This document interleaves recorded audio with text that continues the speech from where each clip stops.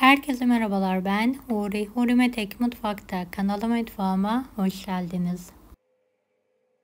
1 litre sütten 6 kişilik süt helvası tarifi hazırlıyorum.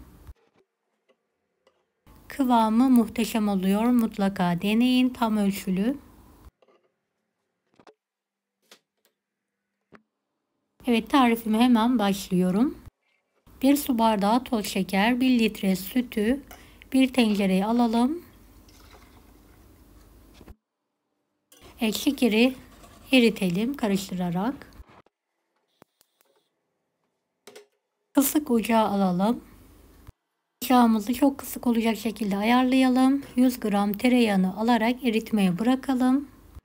Evet, yağım tamamen eridi. 1 çay bardağı unu azar azar ekleyerek karıştırarak kavuruyorum.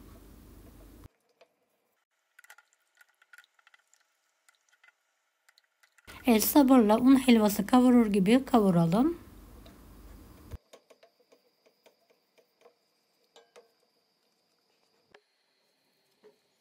Ocağımızın ayarı en kısıkta olmalı. Sürekli karıştırarak kokusu çıkana kadar kavuralım.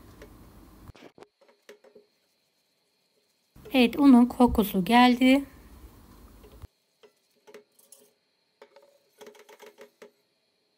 Kenarda ısıttığım sütün 3'te 1'ini azar azar ekleyerek sürekli karıştırarak pişiriyorum.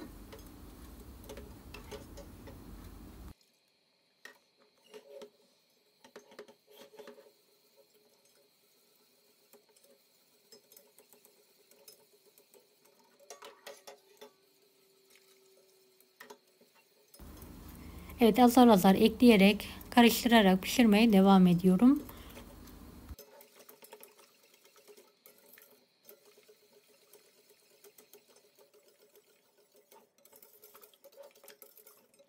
Beni hangi ülkeden veya şehirden izliyorsunuz merak ediyorum. Yoruma yazarsanız sevinirim.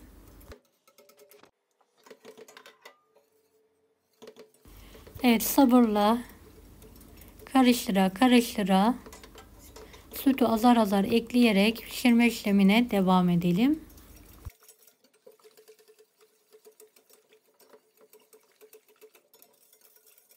Biraz yapımı zahmetli ama yemesi gerçekten muhteşem oluyor.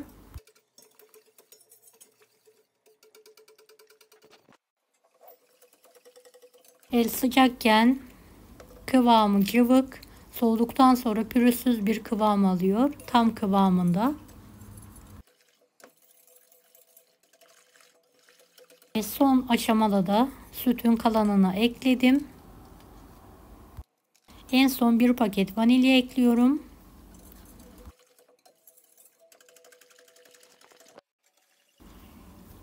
Ve pişirme işlemine devam ediyorum.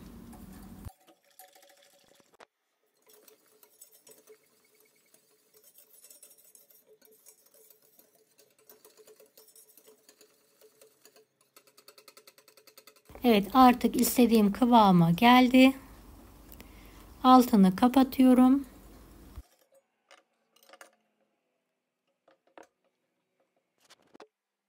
Şöyle porsiyonluk güveçlere pay ediyorum. Dilerseniz yuvarlak bir borcama veya kare bir borcama da dökebilirsiniz bütün halde.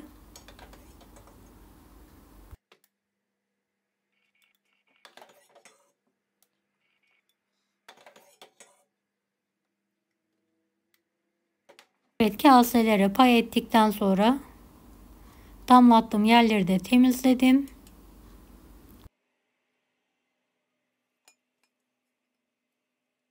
Şöyle 1-2 dakika bekliyorum. Tepsinin yarısına gelecek kadar su ilavesi yapalım. Kontrol ediyorum, üzerleri kabuk bağlamış. Fırının orta tarafına alıyorum ve ızgara ayarına getirerek üzeri kızarana kadar pişiriyorum. Evet, dikkatlice fırından çıkartıyorum. Süt helvalarım tam kıvamında oldu. Dilerseniz sıcak, dilerseniz soğuk olarak ikram edebilirsiniz. Evet, benim vaktim olmadığı için sizlere sıcak olarak ikramını hazırlıyorum. Kenarlarına fındık kırığı serptikten sonra kıvamını gösteriyorum. Soğuduktan sonra pürüzsüz bir kıvam alıyor. Her iki şekilde de tüketebilirsiniz. Deneyecek olan herkese şimdiden kolaylıklar dilerim. Allah'a emanet olun. Hoşça kalın.